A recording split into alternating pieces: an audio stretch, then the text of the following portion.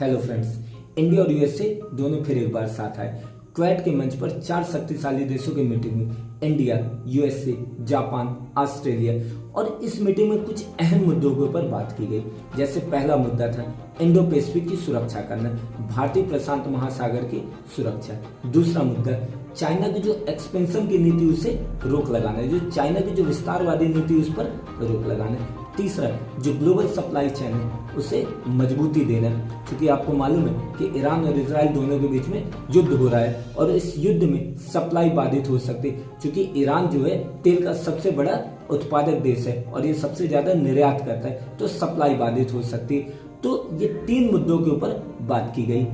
फिर इसके बाद जो वाशिंगटन से एस जयशंकर जी ने एक स्टेटमेंट दिया कि भारत अपनी सुरक्षा स्वयं कर सकता है, हम किसी और के ऊपर निर्भर नहीं है। और इस मीटिंग के बाद एक चीज निकल के आ रही है कि भारत अब केवल एक रीजनल पावर नहीं बल्कि एक ग्लोबल गेम चेंजर के रूप में काम कर रहा है। वहीं गीता से संदेश देखने को मिलता है कि युद्ध नहीं होना चाहिए, लेकिन अगर बाई चांस युद्ध होता है तो धर्म के लिए